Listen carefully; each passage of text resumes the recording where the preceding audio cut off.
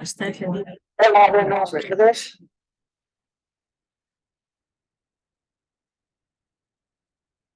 Disculpad que a veces el inicio sea un poquito ajetreado porque, bueno, pues como queremos grabar las conferencias para que luego poderlas colgar en la página web y las personas que no vienen a la charla puedan luego verlas en su casa cuando les parezca oportuno, pues eso a veces nos distrae un poco. Pero bueno, estamos en hora y vamos a comenzar.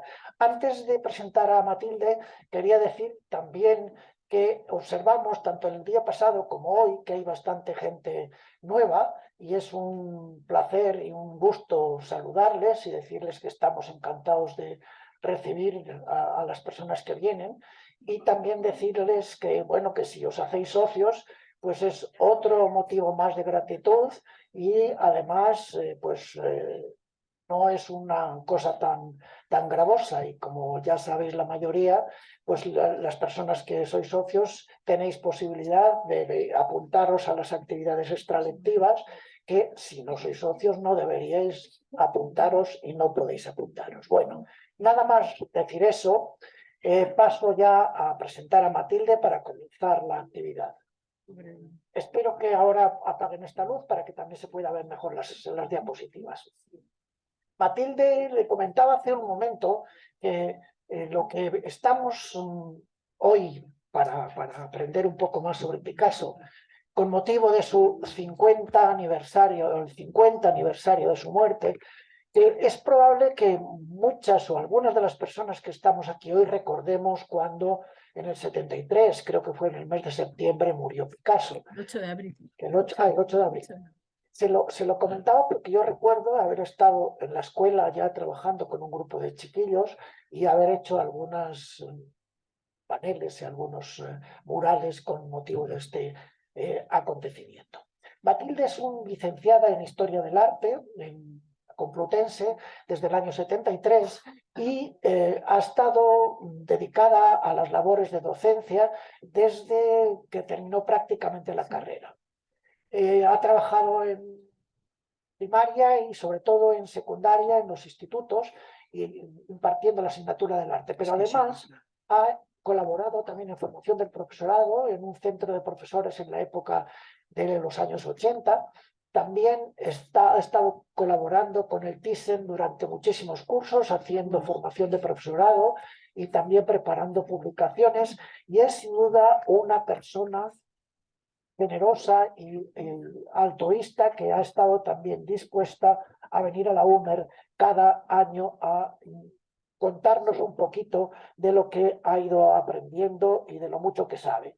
Son muchas las conferencias que ha hecho con nosotros, no voy a hacer un recorrido, pues porque son por lo menos 14 o 15, pero la última, si recordáis, fue sobre Juan Gris y luego hizo otra sobre el retiro y con un paseo incluidos María Blanchard, Miró, Maruja Mayo, etc.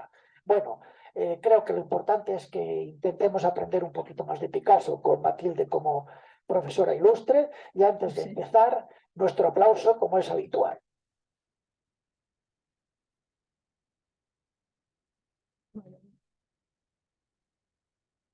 Bueno, pues muchas gracias. ¿Se oye bien? Fidel, por invitarme de nuevo, porque como siempre os digo, pues esto contribuye a activar las neuronas y viene bien, mientras se prepara y todo lo demás.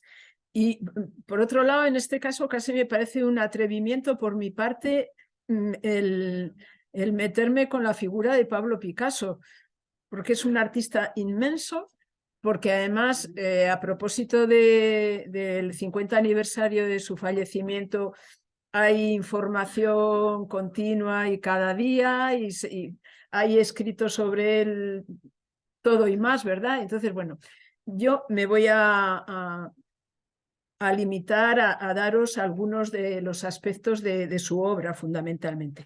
La obra de un artista de nuestro tiempo, pues con todas sus grandezas y con sus miserias, un artista que vivió mucho tiempo. La charla va a ir sobre todo a base de imágenes, o sea que no sé si las podréis ver bien. Tiene que levantar. parte. Ah, bueno, me dice Fidel que haremos 2 partes de Picasso, al ser tanto que esta es una primera parte y si os quedan ganas, al curso siguiente la segunda parte. Bien, os decía que como veis, Pablo Picasso tuvo una vida muy larga, vivió casi 92 años. Aquí en la imagen lo tenemos cuando tenía 67 y se le ve tan joven. Y os decía que es un artista que va a resumir y a integrar muchísimas corrientes artísticas, como podéis contemplar en este puzzle. Hay eco, ¿verdad?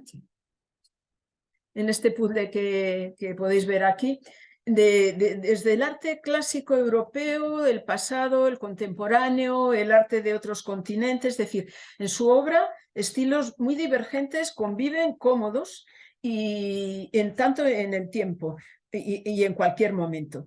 Sus obras, como las de cualquier artista, claro, pues son la confesión íntima de sus vivencias personales y esto también pues las hace ser como son, es decir, de sus cóleras, de sus dramas.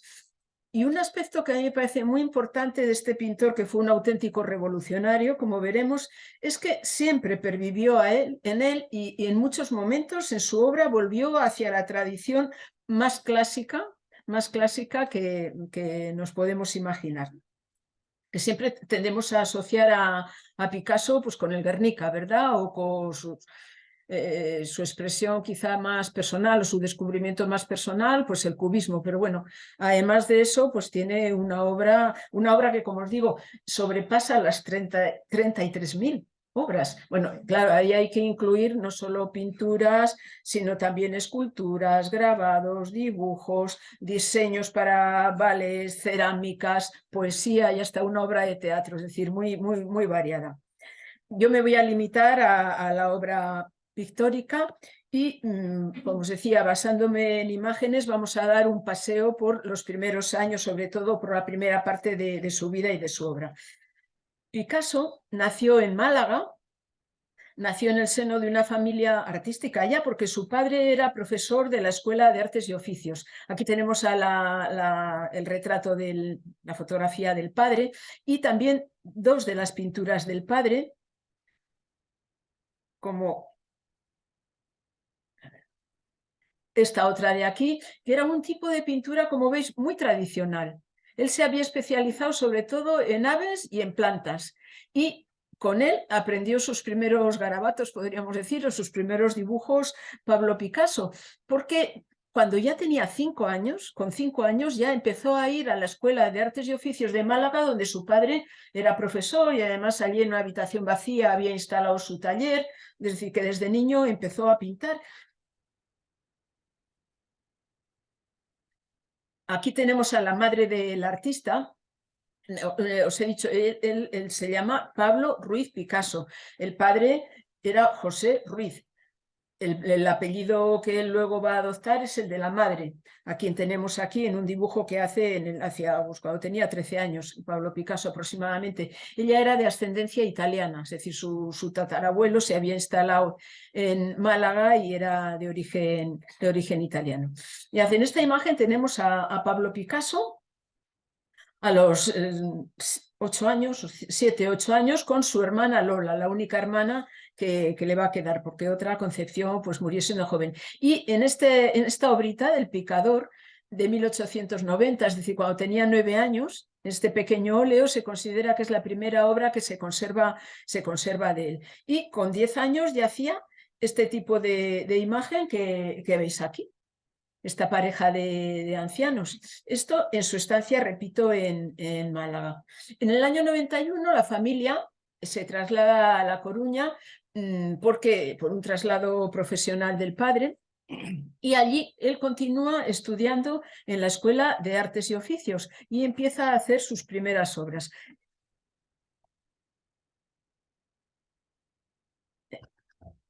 Así, que no ríe. Aquí tenemos uno, fijaros, este lo fecha como del año 88, no puede ser, porque 88 tenía 7 años, estaba todavía en Málaga, debe ser posterior, pero fijaros qué tipo de dibujante era Pablo Picasso desde que era un niño. Este dibujo lo hace ya estando en la Escuela de Artes y Oficios, como os decía, de La Coruña. Al igual que estas otras imágenes que tenéis aquí, que como veis es un tipo de pintura pues al estilo de la del padre, es decir, muy tradicional, y como eran las enseñanzas de todas las escuelas de artes y oficios, incluso de la Academia de Bellas Artes en Madrid, de todo lo académico. Una pintura pues de temas convencionales, muy tradicionales. Él estudió mucho los desnudos, estudió mucho también, hizo muchos retratos. Y mira, observad que en este retrato del tío Baldomero, este que tenemos aquí a la derecha, él firma con una P. Ruiz, su primer apellido, ¿no? Es más adelante cuando lo cambia por el de Picasso. También con 14 años, estando en La Coruña, sigue haciendo, como os decía, estudios de desnudos, más retratos. Y en el año 96 la familia se traslada a Barcelona. El padre va a trabajar a la Escuela de Artes y Oficios de Barcelona, La Locha, donde él va a encontrar pues, a muchos de los que luego serán sus compañeros de estudio, de taller y también de experiencias pictóricas. Entre otros, encuentra a Pallarés, al que corresponde esta pintura que hace Pablo Picasso más adelante. Pero la de la izquierda, este es un autorretrato en que tenemos al jovencito Pablo Picasso, pues a la edad de 15 años, ya instalado en Barcelona y que junto con su amigo ya ha abierto un taller propio. O sea, aparte de seguir estudiando en la escuela del padre, él ya tiene su propio taller y empieza a tratar de darse a conocer y exponer. A mí me llama la atención cuando veo las imágenes de estos jovencitos vestidos como señoras mayores, ¿verdad? Hoy pensaríamos que se trata de una persona mucho más mayor, era la forma de entonces de vestirse. Y como veis, pues sigue en una línea muy tradicional. También de este mismo año, es decir, recién llegado a Barcelona, hace una de sus obras más conocidas, que es La Primera Comunión. Es la primera comunión de su hermana, de su hermana Lola, y tenemos aquí a la izquierda a su padre bueno, asistiendo a la hermana en la comunión y como modelo. El padre va a ser el modelo de Pablo Picasso durante mucho tiempo. Digo, el padre, la madre, la hermana, las personas conocidas, hasta que ya se independiza más. Otro retrato de la madre. En este viaje de La Coruña, un año antes de instalarse en Barcelona, hacia Málaga, Pablo Picasso, de La Coruña a Málaga, donde seguía residiendo la familia de los padres y ciudad que él va a frecuentar mucho. Digo, Pablo Picasso, la familia, pasa por Madrid y él visita a la edad de 14 años el Museo del Prado y se queda enloquecido con lo que ve allí. Entonces el Prado va a ser para él como el lugar recurrente al que siempre que pudo, pues volvió. A los 16 años hace esta obra que tenéis aquí, a la que llama Ciencia y Caridad, que, como veis, de nuevo, una escena que es, desde el punto de vista de las formas, pues muy convencional, muy académica, muy tradicional, y que nos retrata una escena que debía ser bastante corriente en aquellos tiempos, es decir, una madre muy joven que se va a morir, está asistida por el médico. Podéis observar que la figura del médico es el padre de Pablo Picasso, como os decía, una hermana de la caridad que lleva al niño que se va a quedar huérfano en sus brazos. Este tipo de escenas que corresponden con la corriente del realismo social era muy frecuente en los pintores de finales del siglo XIX. Seguramente que conocéis obras, pues, por ejemplo, de Sorolla, aún dicen que el pescado es caro, o Pobre Margarita, bueno, con Sorolla también estamos de aniversario, ¿verdad? O otros tantos. Por cierto que en el Museo del Prado, cuando han hecho la remodelación del siglo XIX, han abierto toda una sala dedicada a este tipo de pintura del realismo social que es muy interesante de ver. Es decir, es un tipo de pintura pues, que corresponde a, por un lado, a los sentimientos filantrópicos que en aquel momento había y también en el interés por el progreso de la ciencia, de la medicina en muchas ocasiones.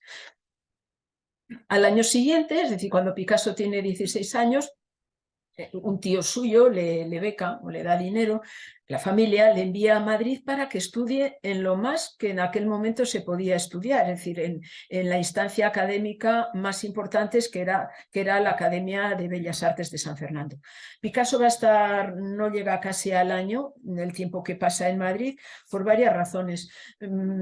Parece que el tipo de enseñanza tan academicista que encuentra aquí en Bellas Artes pues no le convence.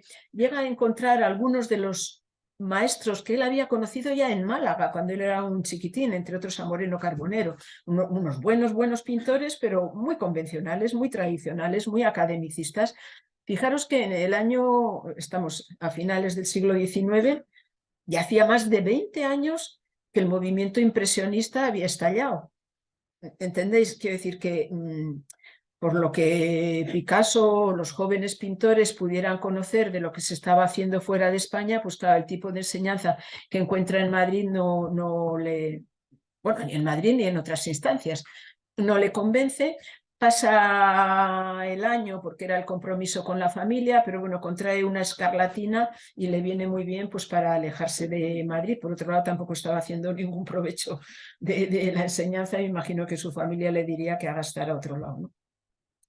Entonces, bueno, vuelve a Barcelona, pero en esa vuelta a Barcelona, antes de instalarse definitivamente en Barcelona y de independizarse completamente de la familia, pasa 9 meses en Horta de Ebro. Horta de Ebro, lugar al que también Pablo Picasso recurrentemente va a volver, está situado en la Terra Alta, en Tarragona. Ahora la Terra Alta yo creo que la hemos conocido más a través de las novelas de Javier Cercas, ¿verdad?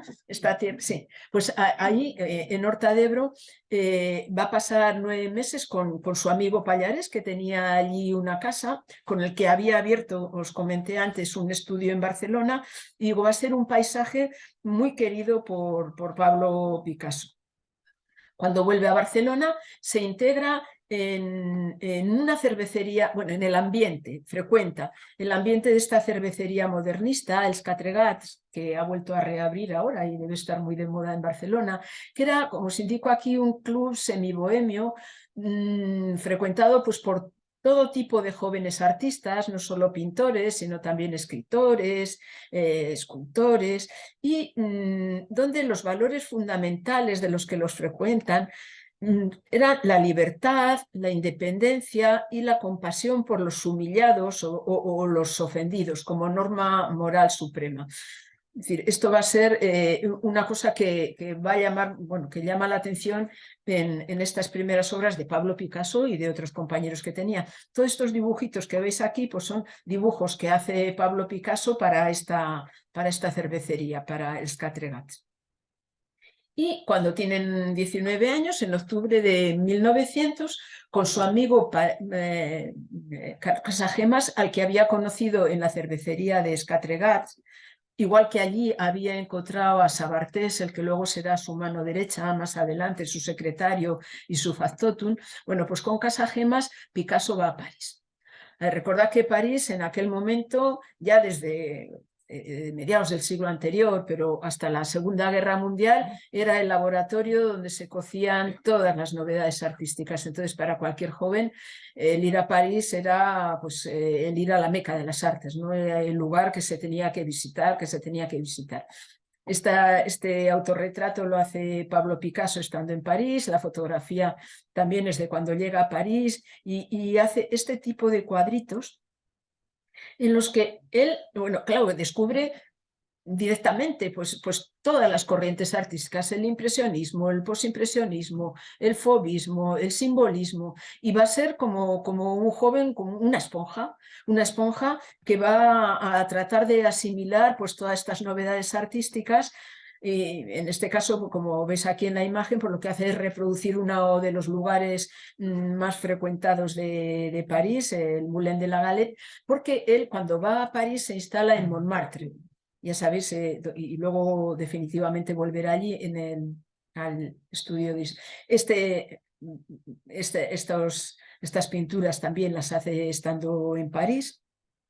Y lo que destaca, digo, de él fundamentalmente es su capacidad, por un lado, para asimilar todo y por otro lado ya le vemos, fijaros, si comparamos esta con la que hemos visto antes, una capacidad para ir y volver de estilos y de temas diferentes con muchísima facilidad. Esto es una pintura que hace en Barcelona a la salida de lo que entonces era la Plaza de Toros de Barcelona. Fijaros que tiene estos colores fuertes que nos recuerdan a los Faux. Y estas pinturas las hace en Madrid, porque durante unos años, desde el año 1900 hasta aproximadamente hasta 1904, cuando ya se instala definitivamente en París, Pablo Picasso, aunque tiene la residencia fundamental en Barcelona, con mucha frecuencia se desplaza a Madrid. En Madrid incluso llega a dirigir una revista, la revista Arte Joven. Va también a Málaga, va a Barcelona, va a Horta de Ebro, es decir, se mueve mucho. Digo, estas pinturas las hace aquí en Madrid y las podemos ver cuando están expuestas en el Museo de Arte Reina Sofía.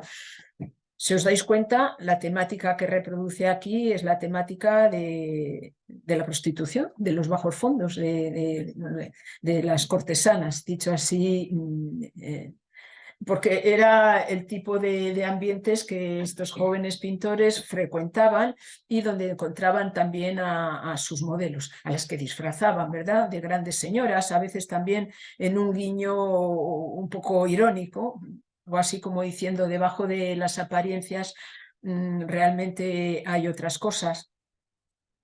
Mirad, por ejemplo, también de este mismo año es este cuadro que nos puede parecer un cuadro de Cézanne.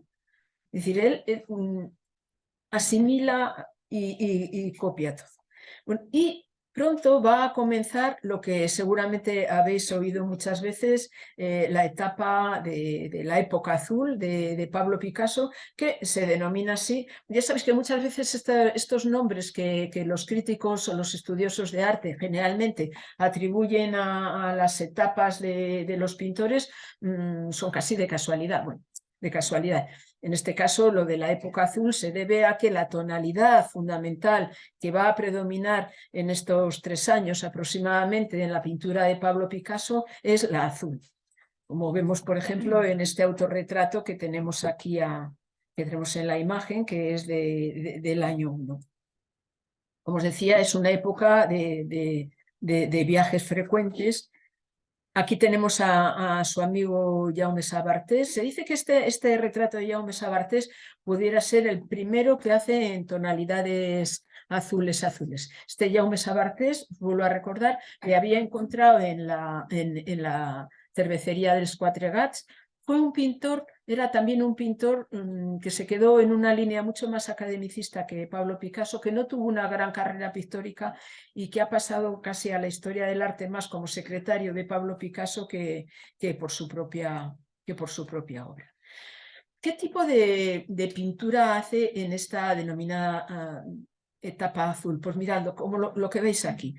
Es decir, lo que hace son sobre todo figuras humanas. Es decir, a Picasso lo que realmente en este momento le emociona es el ser humano.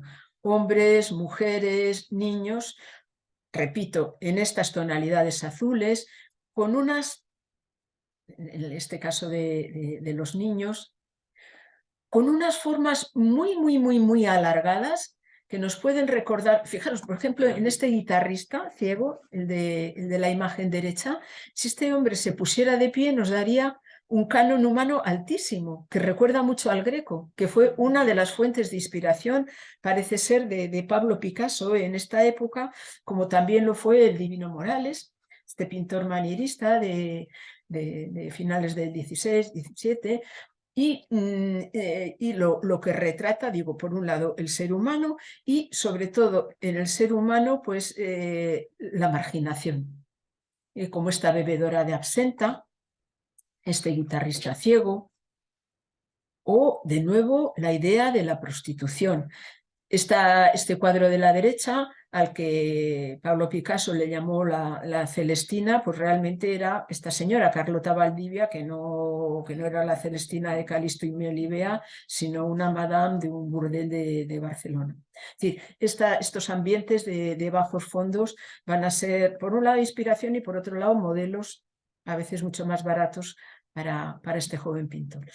Es una época que debió ser personalmente dura por varias razones para Pablo Picasso. Él llegó a decir que para él en este momento la fuente del arte era el dolor. El dolor que él lo retrata en otros, pero que lo debía sentir a sí mismo. Como os decía, la pintura de Pablo Picasso, como la de todos los artistas, es el reflejo de sus propias emociones y no siempre estamos de la misma manera en cada momento de nuestra vida, ¿no? Tenemos aquí esta familia de mendigos junto a la playa, o a este niño enfermo, esta maternidad con el niño enfermo, que son imágenes de dolor, que son imágenes de sufrimiento, imágenes de marginación, que podría responder a varias cosas, como os decía, a su propio momento personal, podía responder también al ambiente que en esos momentos se vivía en la Barcelona socialmente tan desigual y tan agitada por el movimiento anarquista, del que estaban bastante próximos estos jóvenes artistas, y también hubo imágenes, fijaros, la idea de los ciegos, la idea de los ambientes de cabarets, de burdeles. Pablo Picasso muchas veces va a encontrar a sus modelos también en asilos, en psiquiátricos, en hospitales. Digo que hay un hecho que también le conmovió muchísimo, que fue en el año 1901, pues cuando estaba casi empezando esta etapa, el suicidio de su amigo Carlos Casagemas, que era con el que había hecho el primer viaje a París. Este Carlos Casagemas, que le retrata aquí, ¿veis? A la derecha, que se había descerrajado un tiro en la sien por un mal de amores, parece ser. Y a la izquierda hace la subida de Carlos Casagemas al paraíso. Imaginaros cómo se imaginaba Pablo Picasso el paraíso, que recuerda un poco al paraíso del Islam, ¿no? Pues con las huríes, con las mujeres, con... Sí, tenemos en la parte de abajo, fijaros la composición, si os dais cuenta, recuerda un poco a las del Greco, ¿eh? Bueno, imaginaros, no es un Conde Orgaz a la manera del Greco, pero sí en los dos ambientes, el de la tierra, en este caso con el cuerpo yacente de Carlos Casagemas y las plañideras que lo acogen, que lo rodean, y por otro lado los cielos, pero en lugar de los cielos que se imagina el Greco, pues es el cielo que se imagina Pablo Picasso. Él decía que los seres humanos, gracias al amor, únicamente gracias al amor pueden protegerse de la hostilidad y de la adversidad del mundo exterior. Y estas imágenes de amor, es decir, de amor de pareja, de amor de familia, de amor maternal, son muy frecuentes en la obra de Pablo Picasso. Y en esta época, y después, más adelante, una cosa que llama mucho la atención es la importancia que Pablo Picasso da a los ojos. A veces por carencia, como tenemos en estos ciegos, o en la Celestina tuerta, o en cualquier tipo de obras, eran sus propios ojos. Pablo Picasso quizá no era un hombre menudo de complexión, no era llamativo, pero tenía unos ojos sí, siempre muy llamativos y que miraban mucho, claro. O cuando hace estas otras obras de arte negro. Más. Pues en el año 1904, Pablo Picasso ya definitivamente definitivamente porque se va a instalar en París. Va a París y ya sí que deja aquí todo y se instala allí definitivamente. Y a propósito de esto, una cosa que muchas veces se ha comentado, Picasso fue francés, Picasso no fue francés, Picasso nunca fue francés. Nunca fue francés, siempre fue español, por lo siguiente. Mira, cuando Picasso hace su primer viaje a París y deja ya allí obra, en el año 1, al año siguiente, un galerista importante, Vollard, en su galería digo, un galerista importante porque luego va a ser uno de los que bueno, ya estaba siendo, de los que más fomentaban a todos estos jóvenes artistas. Me imagino que en aquella época él les compraría por muy poco dinero, luego vendería a cantidades exorbitantes más adelante, volar. Hace en el año 1901 una exposición de Pablo Picasso en su galería. Y entonces hay una reseña en un periódico francés que llega a las manos de un comisario de policía, de un tal comisario Rouquier, y este comisario le abre una ficha a Pablo Picasso donde dice: hay motivos para considerarlo anarquista. Bien, anarquista, era joven, venía de Barcelona, y entonces él siempre estuvo bajo sospecha de las autoridades francesas, incluso siendo el pintor más valorado también económicamente de la Francia de aquel momento. Y siempre, casi siempre se puede decir, que le trataron, os pongo aquí exagerándolo un poquito, como un inmigrante peligroso. Él solicita únicamente la nacionalidad francesa en una ocasión, en 1940, en vísperas, os indico aquí, de la ocupación nazi de Francia. Nos podemos imaginar por qué la solicita, ¿verdad? Pues porque era una forma de estar protegido, porque imaginaros, en París bajo la ocupación nazi, un español expatriado, las autoridades españolas colaboracionistas de los nazis podían haber hecho con Pablo Picasso lo que hicieron con Miguel Hernández, es decir, cogerle y entregarle. Entonces, él, para protegerse, solicita la nacionalidad y se la denegaron. Sacan a relucir aquel informe del tal comisario del año 1 y en ese momento pues se la deniegan. Pues, como se indica aquí, pues por extranjero, por anarquista y por vanguardista en una Francia muy, muy, muy, muy conservadora.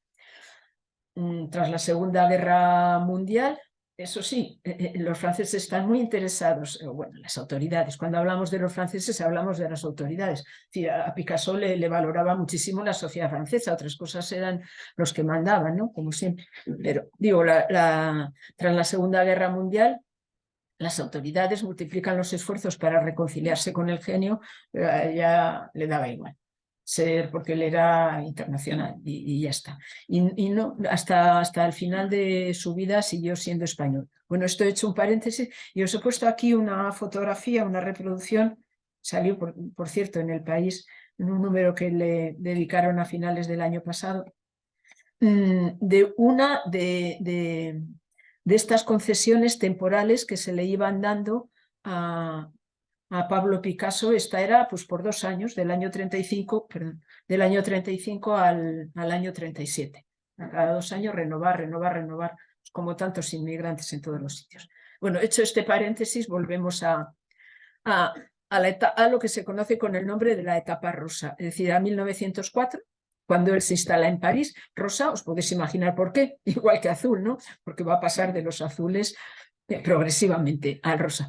Esto no quiere decir, imaginaos, que ya todo va a ser en estas tonalidades, sino que es la tonalidad dominante. En cuanto a las formas, pues sigue siendo una pintura absolutamente figurativa, relativamente realista, con esos cánones que os decía antes, alargados, inspirados en fuentes del arte tradicional, sobre todo del Greco, de Morales, de otros, de la pintura española, y con una temática que sí que va a variar un poco y que nos habla también de la variación del ánimo de Pablo Picasso. Cuando Pablo Picasso va a París, se establece, como tantos jóvenes, en Montmartre, en la colina de Montmartre, y allí él dice que fue unos años feliz. Allí, como os indico aquí, pues se encuentra un espacio de complicidad creativa donde se rodeó de grandes artistas, un poco distintos momentos, ¿verdad? Como Juan Gris, Braque, Matisse, Modigliani, Severini, poetas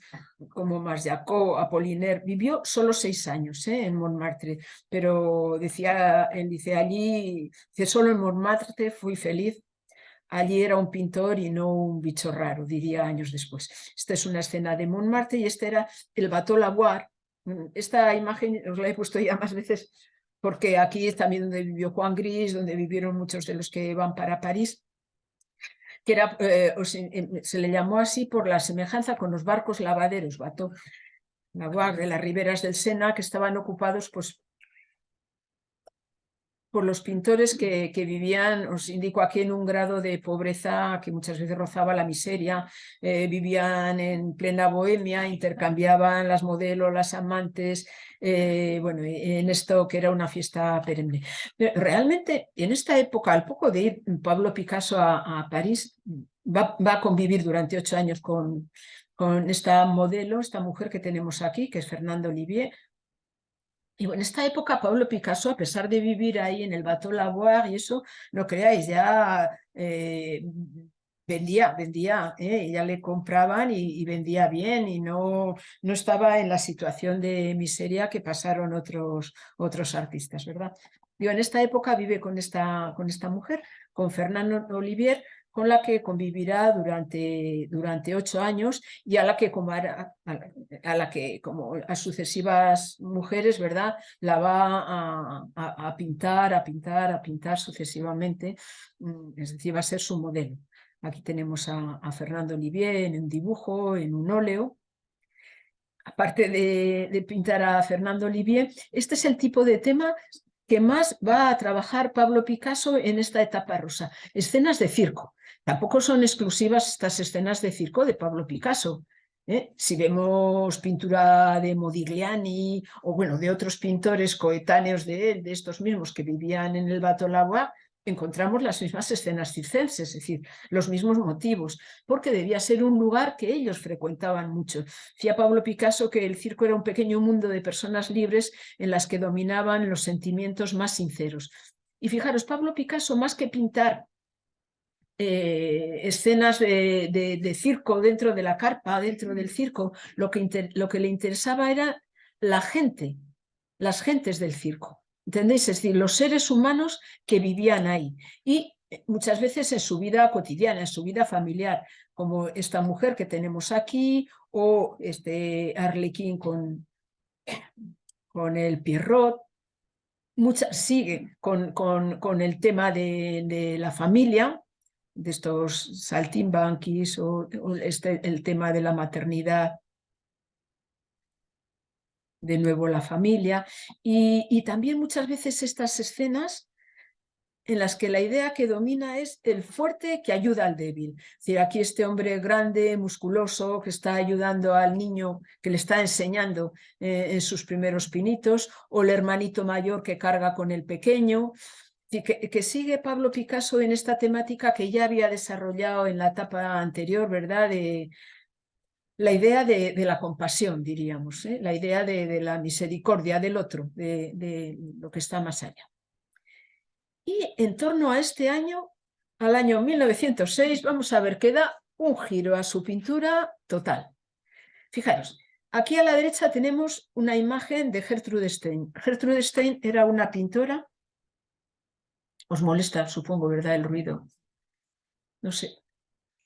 Bueno, era una escritora de origen americano, pero afincada junto con su hermano en París, de una familia de origen judío, muy ricos, que fueron mecenas, el hermano y ella, de muchos de estos artistas que en el entorno de Montmartre en aquella época vivían, y por tanto también de Pablo Picasso. Bueno, pues esta es la fotografía, la de la derecha, y a la izquierda tenemos el cuadro que de Gertrude Stein hace Pablo Picasso. Como veis, aquí ya ese detalle que podríamos contemplar en la obra de Pablo Picasso de las etapas anteriores va a ir desapareciendo progresivamente. Fijaros la cara de Gertrude Stein. Está simplificada a los rasgos más esenciales. Desde luego no le ha interesado para nada la idea de belleza. A mí me parece más guapa en la fotografía que en la pintura, ¿verdad? Y esto va a ser también una de las cosas, o sea, este rechazo a la belleza convencional, que había sido también uno de los principios desde el Renacimiento, en el arte occidental, desde el Renacimiento hasta la pintura de la vanguardia, pues ya aquí parece que lo va a despreciar Pablo Picasso. Y nos puede recordar un poco esta cara a las máscaras negras que desde luego tienen aquí en esta obra, que esta ya es como la declaración de las intenciones de Pablo Picasso, es del año 7, conocidísima, ¿verdad? Las señoritas de Aviñón. Este cuadro lo pinta en Barcelona. En el año 6, Picasso, que había vendido ya bastante obra, se permite pasar temporadas largas viviendo un poco, bueno, pues no estando tan sujeto a los compromisos con las galerías, y esto en España, en Barcelona, en Horta de Ebro. Esto lo pinta aquí y es un burdel, es un... A lo mejor son cinco prostitutas de un burdel de la calle Aviñó, no Avignon como se titula el cuadro, ¿verdad? Sino Aviñó con N de la zona del barrio gótico, del barrio antiguo del Ravel de Barcelona. Fijaros lo que podemos ver aquí. Mirad las caras de las mujeres. Las caras de las mujeres son máscaras que están inspiradas en el arte negro. Son máscaras negras. ¿Por qué? Porque Picasso, y no solo él, sino también otros pintores, van a buscar inspiración en las artes extraoccidentales, extraeuropeas. Es decir, es como que ellos consideraran que la imaginación, como que la inspiración en lo occidental, en lo tradicional, ya estaba agotada y que había que buscar fuentes de inspiración en otros ámbitos. Él va a frecuentar, pues cuando está en Madrid, por ejemplo, lo que luego ha venido a ser el Museo Arqueológico, pero en París frecuenta muchísimo el Museo del Hombre, que es el museo etnológico más importante, uno de los más importantes de toda Europa. Hay una anécdota que cuenta que, bueno, que a Picasso le tienen que echar ya del museo los que estaban al cargo, porque no se cansaba nunca de ver aquellas artes extraeuropeas. Digo, y este tipo de inspiración lo lleva a estas obras, y se manifiesta sobre todo en estos rostros, pero además... Estas artes africanas, no solo también el arte americano prehispánico, van a tener mucha conexión con el nuevo arte que va a desarrollar Pablo Picasso, por ejemplo, en cuanto a las formas. En cuanto a las formas, descubren la posibilidad de sugerir volúmenes únicamente a través de las líneas quebradas, prescindiendo de las tonalidades, dando el color muchas veces en zonas muy grandes, muy planas. Mira, por ejemplo, el pecho de esta mujer. Es una tinta plana, no hay nada de modelado. Como os decía, las líneas quebradas, las diagonales. En el arte africano también, el arte africano, otros, los temas son los temas humanos, es decir, la figura humana, como venía siendo también en la pintura mayoritaria de Pablo Picasso. También estas artes lo que les interesa es transmitir la idea, más que la apariencia formal, más que la apariencia externa. Y desde luego no hablemos nada de la belleza que os mencionaba antes. A la par que también tenían como una vertiente de exorcismo. Muchas de estas artes africanas tienen esta condición, tienen cierto carácter religioso, y también para Pablo Picasso decía que para él la pintura era una especie de magia que se interpone entre el mundo hostil y nosotros, y que tendría este mismo carácter. Y de aquí, aquí tenemos también otra máscara africana, otra figura de mujer, más imágenes inspiradas en estas artes extraeuropeas. Y digo que de aquí al siguiente paso, al cubismo, pues ya hay muy poco. El cubismo va a comenzar en el año 7 aproximadamente, cuando Pablo Picasso se encuentra con Georges Braque, con el que va a colaborar estrechísimamente durante unos cuantos años, hasta el año 14, en el que comienza la Primera Guerra Mundial y que Georges Braque es movilizado. Entonces, cuando vemos alguna pintura cubista, a mí me ayuda tener en la cabeza la idea esta que decía Pablo Picasso. Yo pinto los objetos como los pienso, no como los veo. Es decir, el cubismo es una pintura del intelecto, no es de las sensaciones, no es de la realidad, es otra cosa. Y quizá por ser un tipo de pintura más intelectual, nos resulta, pues generalmente nos resulta más difícil porque estamos más educados en la tradición de la pintura como copia de la realidad, que era lo que había sido, había venido siendo pues desde el Renacimiento. ¿Qué se impone en este tipo de pintura? Pues, por ejemplo, otra vez, las formas muy simplificadas, estas formas muy angulosas, las líneas quebradas, los cuerpos geométricos. Este de la izquierda podría ser muy bien un cuadro de Cézanne, que había sido, que sería el padre del cubismo, el inspirador, mejor dicho, del cubismo después de muerto. Figuras que se reducen al cono, a la esfera, al prisma, a la pirámide, es decir, todo cuerpos geométricos, como estos paisajes de Horta de Ebro que vemos aquí. Unos cuadros que, como os decía, unas obras que como son tan intelectuales tratan de desvanecer todo el valor emocional del tema, destemporalizarlo, intentan fijar lo que es permanente en lo que están pintando más que lo accidental. ¿Recordáis, por ejemplo, de los pintores impresionistas? Manet. Manet se ponía delante de la Catedral de Rouen, por ejemplo, o delante del Parlamento de Westminster, y lo pintaba según las sensaciones que a él le llegaban por la mañana, por la tarde, por la noche. Es decir, era como la realidad iba cambiando a lo largo del tiempo y dando lugar a distintas obras. Bueno, pues estos ya prescinden de eso. Es decir, vamos a tratar de fijar lo que tiene la realidad en lo más permanente. Y desde luego la permanencia vamos a tratar de expresarla a través de figuras geométricas que también nos indican esta permanencia.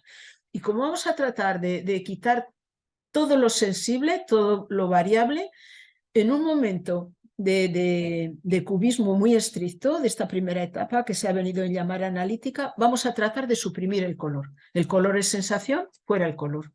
Y tenemos pues este tipo de obras. Por supuesto, aquello que nos decía la pintura tradicional, que era tratar de engañar al ojo, haciéndole creer que en un plano había la tercera dimensión. En un plano realmente solo hay dimensiones, alto y ancho. La tercera dimensión nos la hacen creer a través de trucos. Dicen estos, no nos interesa.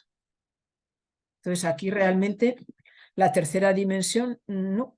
Vamos a reducirlo todo a los valores del alto y del ancho. Y vamos a descomponer toda esta realidad en pequeñas formas. Es decir, a ver, con otra imagen. Mirad, por ejemplo, esta figura. Vamos a mirar a esta mujer que está tocando la mandolina y la vamos a representar a través de trocitos que desde distintos puntos de vista hemos podido lograr de ella. Y hacemos con estos trocitos una especie de puzzle. Y como ya no nos interesa la tercera dimensión, pues vamos a mezclar las figuras con el espacio. ¿Qué es espacio en esta obra o qué es figura? Se mezcla todo. Eso sí que nos va, os decía en este caso, reconstruir a la figura en todos los aspectos. Mirad esta cabeza, que pudiera ser la cabeza de Fernand, su compañera y su modelo en aquel momento. Estamos viendo la nariz, ¿la ves? De frente y de perfil a la vez. Como el pintor la podría ver, pero a la vez también estamos viendo otra parte de la figura que el pintor la podría haber tenido desde otro punto de vista, o en este retrato que hace de su marchante, de uno de sus marchantes en aquel momento, de Volar, del primero que os dije que le hizo la exposición en París, pues lo estamos viendo de arriba, de abajo, de un lado, de otro. ¿Y cómo logramos hacer eso? como os indicaba, cortando trocitos que se obtienen desde distintos puntos de vista y mezclándolos en la obra como en un puzzle. O sea, múltiples puntos de vista en un mismo objeto. Esta primera etapa del cubismo es lo que se ha venido a llamar la fase analítica, que es la más hermética, la más difícil, donde os indico aquí los volúmenes estallan en muchísimos planos. La tercera dimensión no nos interesa, pero claro, si estamos representando una figura a la que hemos visto en distintos momentos y desde distintos puntos de vista, lo que estamos introduciendo es la cuarta dimensión, el tiempo.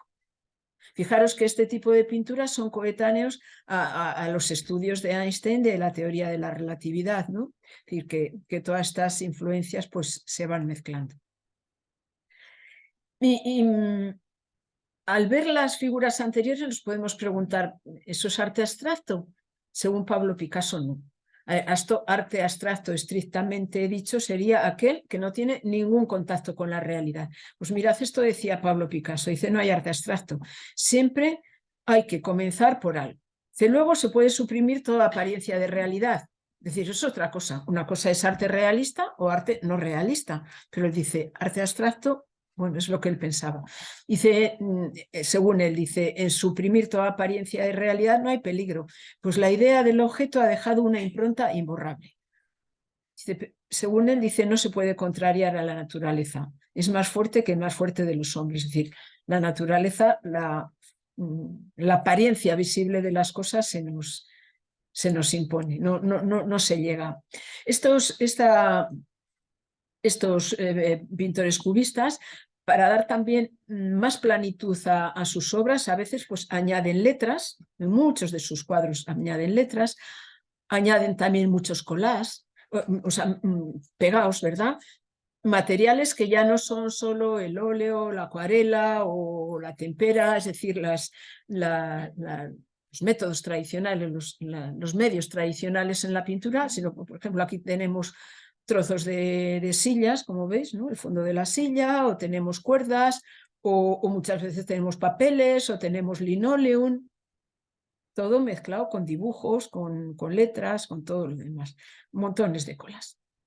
Os pongo esta imagen porque una de las cosas que en esta época no solo convive con Fernando Olivier, sino que en el año 10 entra en su vida esta otra mujer, Eva Buell, que realmente era Marcel Humbert, que se murió, parece ser de cáncer muy, muy pronto. Y hay una segunda etapa de cubismo que habréis oído, que se denomina cubismo sintético. La primera etapa sería el cubismo analítico, es decir, esa de analizar la realidad desde cualquier punto de vista y tratar de recomponerla toda ella haciendo una especie de puzzle, y una segunda etapa que sería esta, la del cubismo sintético.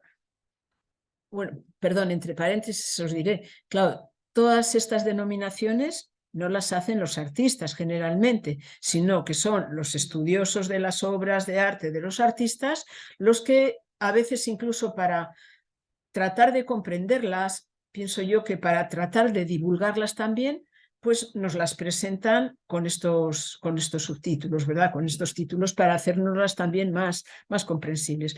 Bueno, este cubismo sintético que sea el que va a dominar, decía, en el va ganando progresivamente el color, las composiciones también se hacen mucho más legibles, o sea, aquella descomposición, mira, aquí, hombre, podemos adivinar, ¿verdad? Un rostro de hombre, un rostro de mujer y luego también con mucho más color. Los colores en el fondo también en ocasiones dependen del estado de ánimo del pintor. No es que siempre se proponga voy a pintar en grises o voy a pintar en azules, sino que el artista pues depende del día que tenga, me imagino, o de la temporada o de la situación. Pues normalmente las épocas de optimismo corresponden con épocas de color, con épocas en ellos y en nosotros y en todo. Esta sería como la segunda línea del cubismo, como veis. En el cubismo una cosa, perdón, en la anterior, En el cubismo, tanto de la primera época como en el segundo, aparte de la temática del ser humano, que era la línea normal en Pablo Picasso, como hemos ido viendo, se imponen ya también otros temas y fundamentalmente el bodegón. El bodegón había sido un tema muy desarrollado por ciertos artistas en la época de finales del barroco, luego muy abandonado a partir del siglo XVIII.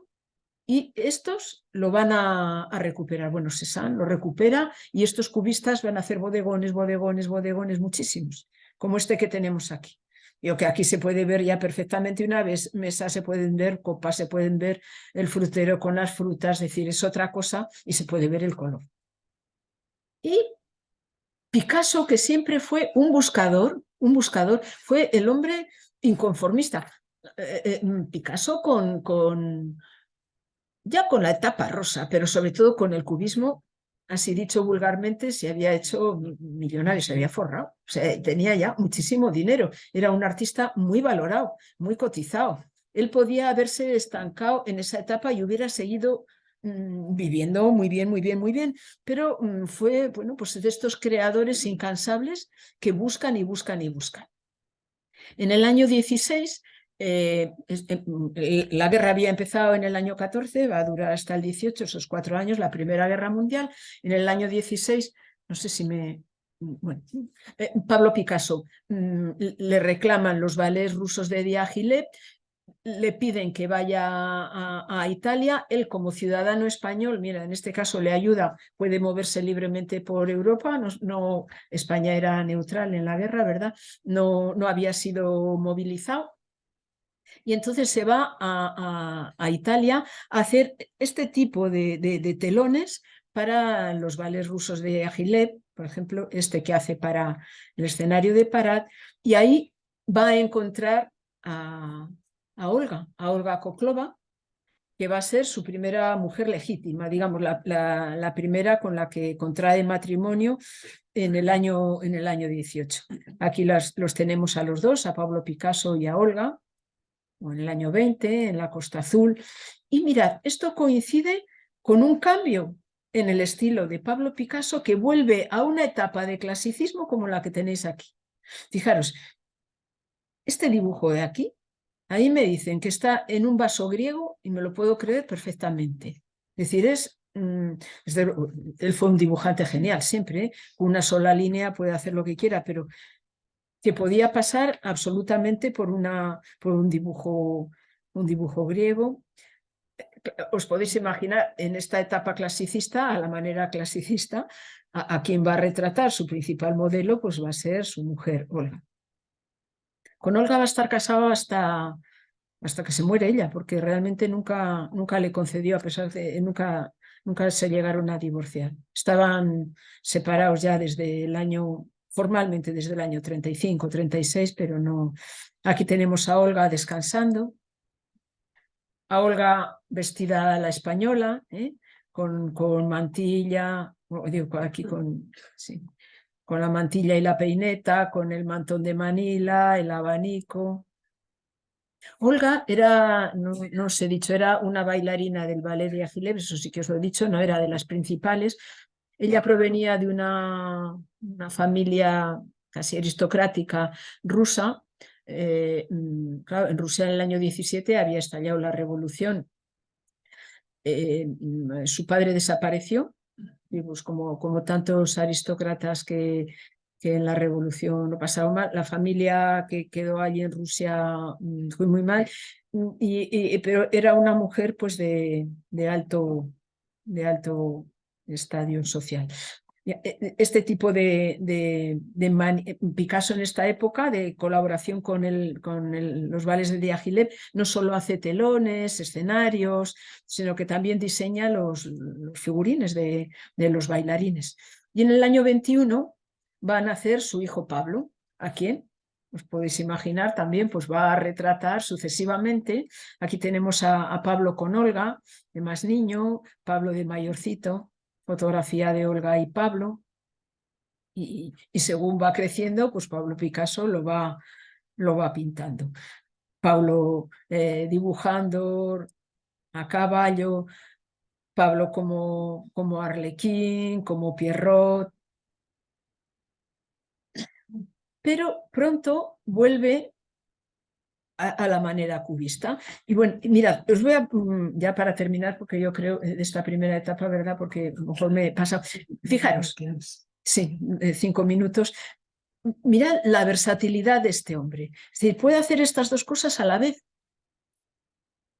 Mira, puede hacer pinturas que están inspiradas por el tema, inspiradas también por las formas, es decir, la tercera dimensión, los volúmenes, la pintura tonal, en obras clásicas, y a la vez esto son del mismo año. Por cierto, que he visto que esto está puesto a la entrada del Salón de la Húmer, Fidel. O sea, este cuadro de los 3 músicos, una reproducción, lógicamente. Esto debe estar, está puesta simultáneamente, si por la tarde, por la noche. Ya he repetido que fue un creador insaciable, versátil, que convivieron en su pintura todo tipo de estilos. Y pintaba como afiebrado, es decir, sin parar. En la etapa azul, los críticos de arte le recomiendan que pare, porque se decía que hacía hasta 3 pinturas diarias. No se sabe si es una exageración. Pero sí que es verdad que en esto, hablo del año 1, 2, 3, hay obras lienzos que están pintados por una cara y por otra cara. Y no solo lienzos, en épocas de penuria, muchos cartones, que era más barato que el lienzo, lógicamente. Era un creador, bueno, pues digo, del mismo año y puede que del mismo día, pues podía ser lo anterior o este bodegón que nos puede poner las cosas. Es decir, que la pintura de Pablo Picasso se va a desarrollar, os indico aquí, entre la tensión de 2 polos opuestos, el clasicismo y, por otro lado, sus investigaciones en nuevas formas clásicas. Estas imágenes de la maternidad, de la familia, siempre recurrentes. Y lo mismo que esto, ¿verdad? Que esto podría ser perfectamente hasta en la forma de vestir a los personajes, pero es del mismo año que esto otro. Es decir, la anterior es del año 23, como las otras que hemos visto. Es decir, un perfecto dibujo griego, podemos decir, y también del año 23 es esta otra imagen, que es absolutamente cubista con la visión simultánea, esta que decíamos antes, ¿verdad? Con esta idea del tiempo. Esta mujer que la estamos viendo de frente, de perfil, de un lado, de otro, pero también del año 23 son estos Pierrots, y sigue haciendo desde luego pues muchas colaboraciones con Diaghilev, como os decía, de telones, de figurines, de todo. Bueno, estos cuadros que os pongo aquí son de este periodo, de los años 20, en el que simultánea el clasicismo con el cubismo, con las nuevas formas. Ya para terminar, estas imágenes, esta fotografía en la que aparece Pablo Picasso en el año 28, junto con esta mujer que es Marie-Thérèse Walter. Marie-Thérèse Walter, a la que había conocido en el año anterior, en el año 27, tenía 17 años cuando él tenía pues casi 50. Bueno, casi 50. Parece que se enamoraron profundamente, y Marie-Thérèse va a ser otra de las compañeras que va a tener Pablo Picasso simultáneamente durante bastantes años, y con la que claro, os podéis imaginar a quién pinta ahora. Pues pinta a la vez a Olga, pinta a Marie-Thérèse y pinta a la otra. Aquí tenemos a Marie-Thérèse. A Marie-Thérèse con muchísima frecuencia la va a pintar con estas formas redondeadas. Fijaros que son formas cubistas, pero ya no son esas líneas quebradas esas rectas, esas formas que son más agresivas, sino estas formas mucho más redondeadas. Aquí tenemos a Marie Thérèse de frente y de perfil, es decir, con una visión cubista, pero es rubia. Con Marie Thérèse tiene su segunda hija en el año 35, Maya, a quien también, lógicamente, pues la va retratando. Y ya con esto sí que termino. Otra de las cosas otro de los espacios de los que explora Pablo Picasso, aunque realmente nunca se va a unir a ellos, es el movimiento surrealista. El movimiento surrealista había, podemos decir, estallado en el año 24 en París con el manifiesto que hace André Breton. ¿Recordáis este movimiento? Recordamos a Dalí, recordamos a Miró, este tipo de artistas, dicho así, simplemente, que pretendían hacer un tipo de pintura automática, un tipo de obra, no solo pintura, un tipo de obra que respondiera no a lo consciente, sino al subconsciente. Y fijaros, Pablo Picasso, que nos había dicho que él pintaba ideas, si no pintaba, pues hombre, difícilmente iba a encajar con ellos. Participa en algunas de las exposiciones que hacen los surrealistas porque le piden ayuda. Es que era ya el artista consagrado, el artista y estos jóvenes, pues, y él colabora con ellos en algunas de sus exposiciones, hace este tipo de obras que puede ser pues lo más surrealista, lo más subconsciente que él puede expresar, pero durante muy poco tiempo. Os pongo algunas de estas imágenes que se consideran bueno, que son con las que participa en las exposiciones de los surrealistas, pero que van a durar muy poco en su obra. De estas formas en las que vuelve a recuperar, desde el punto de vista formal, son más tradicionales, ¿no? Porque aquí sí que tenemos, por ejemplo, fijaros, en esto que lo llama desnudo de pie junto al mar, tenemos las 3 dimensiones, tenemos una pintura tonal, es decir, un tipo de pintura, si queréis, más académico en las formas, como también sería académica la pintura de Dalí, pero con estas figuras que, bueno, pues que no se sabe bien qué son. Corresponderían más pues, al mundo de los sueños que de la realidad. Algunos dicen, ¿veis esta figura de aquí? Recordad lo que os he dicho antes a Marie Thérèse, cómo la representa de formas redondeadas, dulce, rubia, acogedora, maternal. Decían que esta era Dora Maar. Uy, perdón, Dora Maar, perdón, no, que me he confundido. Su primera mujer, Olga Koklova. En fin, porque Picasso no llegaron a divorciarse por cuestiones económicas, que tenía que dividir el patrimonio y era demasiado. No, esto sería otras figuras surrealistas o estas también. Y yo creo que aquí lo dejamos ya porque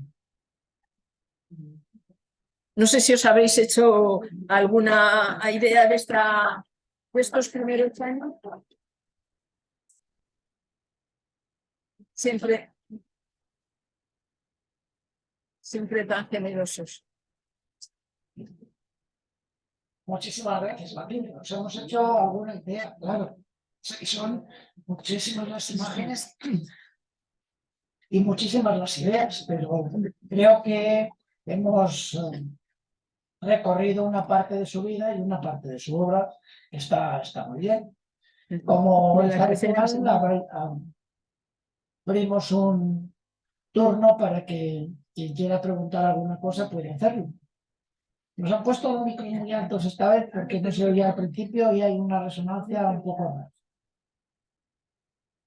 ¿Alguna pregunta?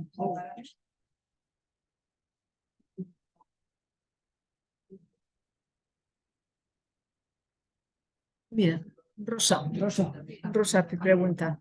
Yo no quiero hacer una pregunta. Quiero decirte que muchísimas gracias y que sí queremos la segunda parte. Bueno, o sea, no es una pregunta, es un juego.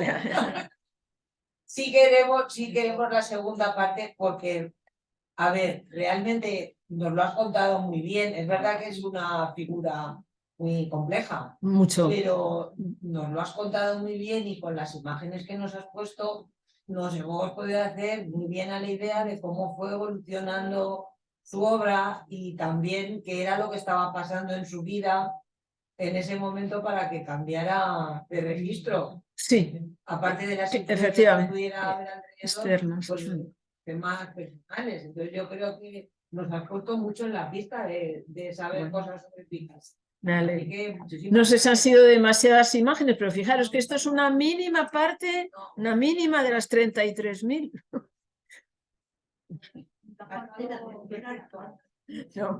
No, ya con otra.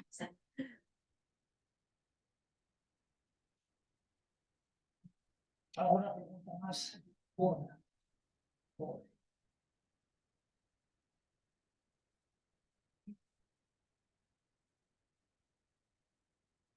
Sí. Pues mira, y como lo tengo, aunque sea, esperad. Mirad, Paloma Picasso, lo tengo, eso es ya de la segunda parte, pero os la pongo. Paloma Picasso creo que nació en el año 49. Mirad, y es hija.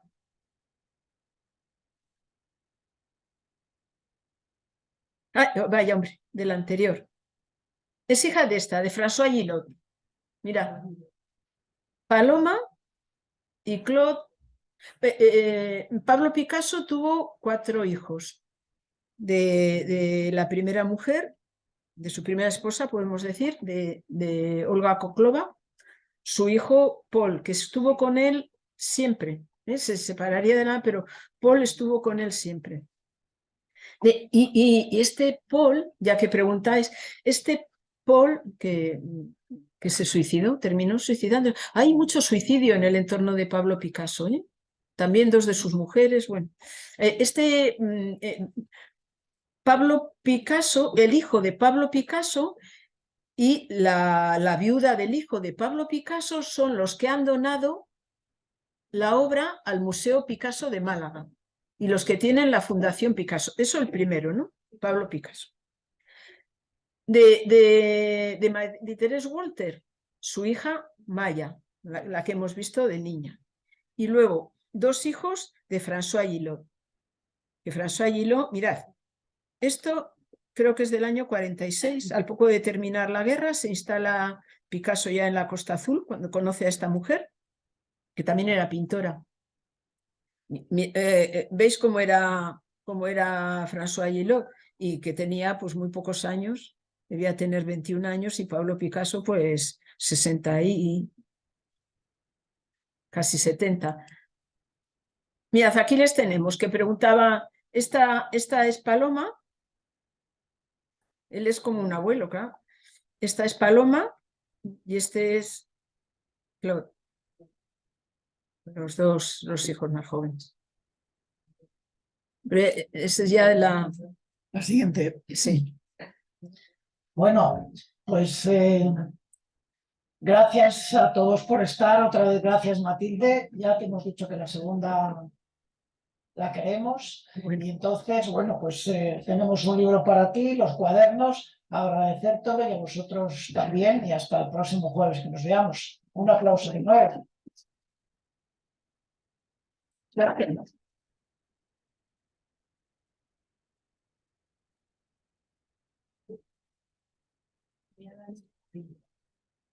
La próxima semana tenemos ciclo de cine, pero María Ángeles ha decidido cambiar la película y vamos a ver y va a comentar a Carmela para hacer un homenaje a Saura.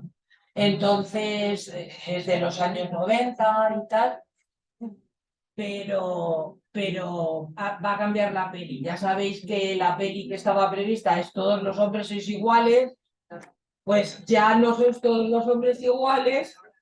Ay, Carmela, digo Dios. De folclore.